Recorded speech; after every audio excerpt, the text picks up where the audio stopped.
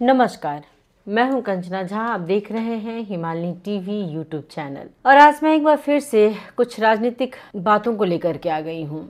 बात आज मैं रासोपा के अध्यक्ष रवि लामी छाने को लेकर के करने वाली हूं। एक बार फिर से वो चर्चा में है।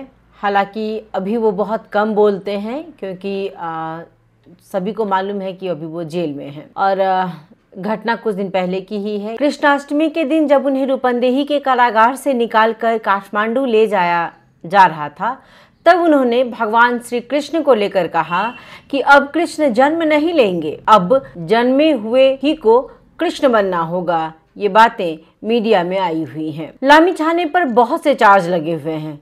एक से वो बाहर आते हैं और पुनः किसी दूसरे केस में उन्हें कारागार तक पहुंचा दिया जाता है। उन्हें बाहर आकर कुछ सोचने समझने की स्थिति में रहने ही नहीं दिया जाता है।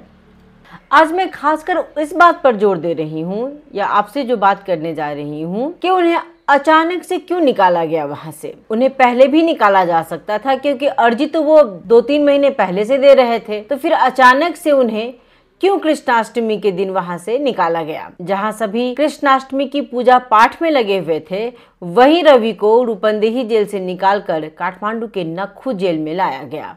अब इसमें सोचने की बात है कि क्या लामी छाने को केवल इसलिए रूपंदेही की जेल से हटाकर काठमांडू के नक्खू जेल में लाया गया क्योंकि उन्होंने जेल स्थानांतरण की बात की थी? हाँ, लामी छाने ने जेठ 14 गते को ही रूपंदेही जिला न्यायालय में जेल स्थानांतरण के लिए आवेदन दायर किया था। लेकिन ये बिल्कुल सच नहीं है कि यहाँ उनकी बात को मानकर या उनकी पार्टी की बात मानकर, मानव अधिकार कर्मी की बात को मानकर उन्हें वहां से काठमांडू भेजा गया है। अच्छा यह रहेगा कि उनकी पार्टी के लोग और स्वयं लामी छाने इस खुशफहमी से बाहर आ जाएं कि सरकार ने उनकी बात मानकर उनका जेल स्थानांतरण किया है, क्योंकि खिचड़ी यहाँ कुछ और ही पक रही है। कहीं ना कहीं सरकार भी डरती है।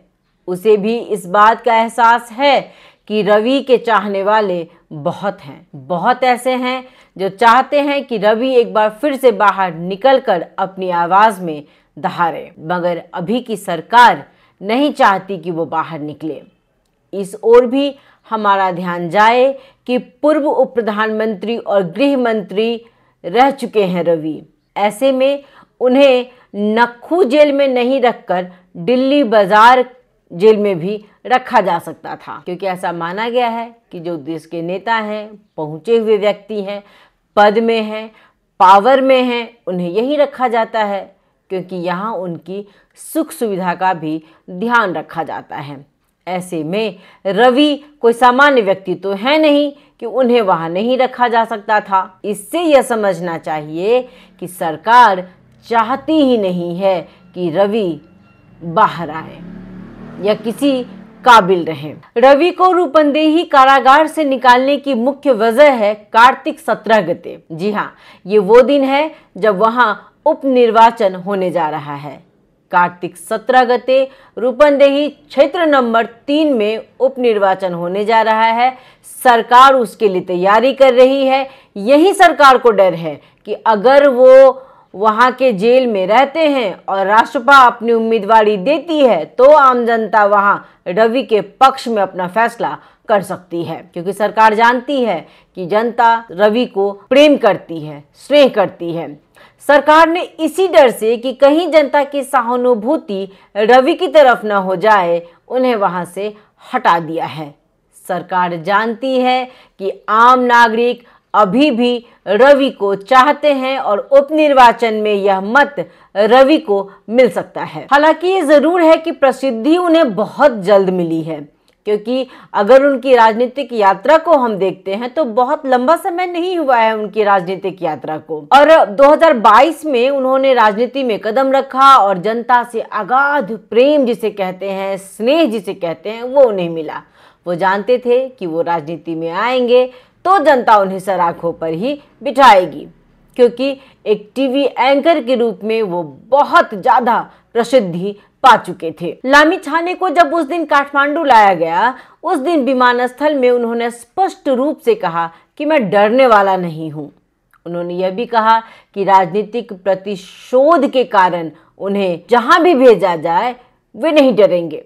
उन्होंने कहा, अब कृष्ण जन्म नहीं लेंगे, जन्मे हुए ही कृष्ण बनेंगे। मैं जनता की अदालत पर विश्वास करके परिवर्तन के लिए सब कुछ त्याग कर निकला हूँ। ये तो रही उनकी बातें। उन्होंने कहा कि मैंने अपनी कारागार की कोठरी की दीवारों पर यह बात लिख दी है। ये बातें मीडिया में आ चुकी हैं। अब मैं बात करूंगी मानव अधिकार आयोग की। ऐसी बात तो बिल्कुल नहीं है कि जेल की अवस्था कैसी है। जब आम नागरिक जानते हैं तो फिर ये मानव अधिकारवादी पार्टी के लोग सभी जानते हैं कि नेपाल में जितने भी कारागार हैं उन सभी में क्षमता से कहीं ज़्यादा कैदी हैं। जहां 100 लोगों की रखने की क्षमता है वहीं वहां 400-500 लोग रह रहे हैं।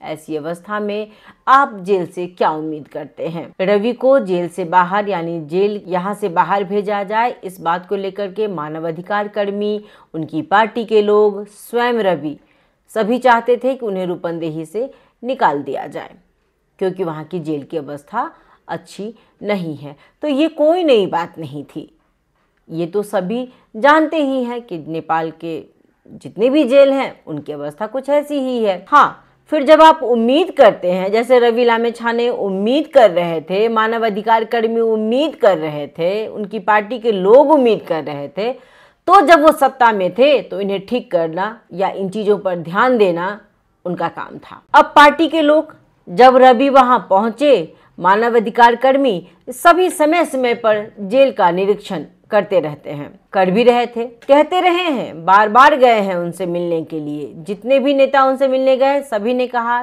कारागार की अवस्था अच्छी नहीं है, लेकिन इसके लिए कुछ ठोस कदम नहीं उठाए गए। अब बात आती है कि रवि की रूपंदेही कारागार में जाने के बाद सभी क्यों कहने लगे कि जहां रवि को रखा गया है यानी उस रूपंदेही कारागार की कोठरी में अवस्था उतनी अच्छी नहीं है, उसमें एसी नहीं है और खिड़की को प्लाईवुड लगाकर बंद कर दिया गया है।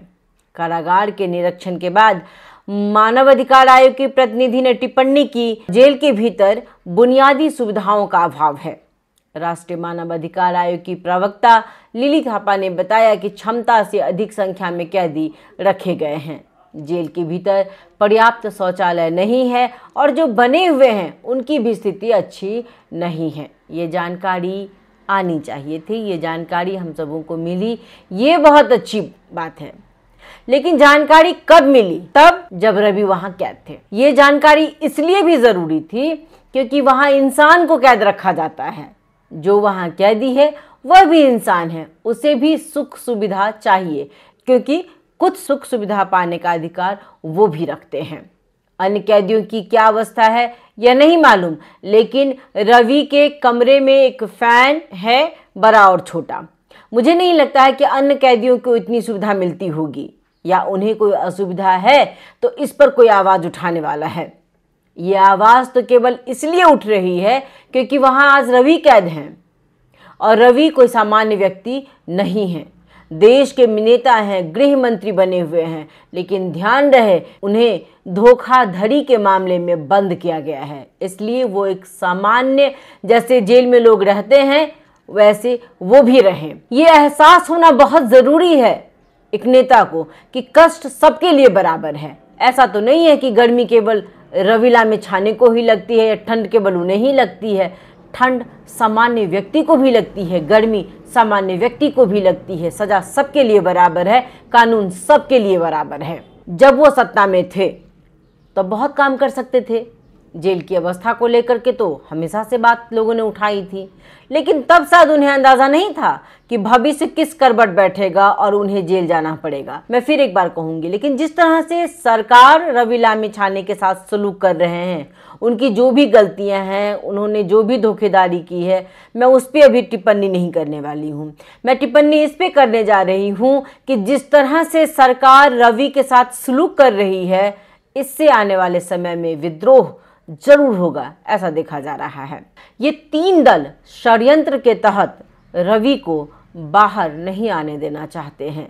यदि वर्तमान में सत्ता में बैठी पार्टियां 2084 से पहले स्वच्छ, ईमानदार और जनता के प्रति समर्पित दिखने का काम नहीं करती है, तो यह आसानी से माना जा सकता है कि न केवल रवि की पार्टी ही विद्रोह करेगी, वरन कोई और जरूर आएगा जो विद्रोह को जन्म देगा।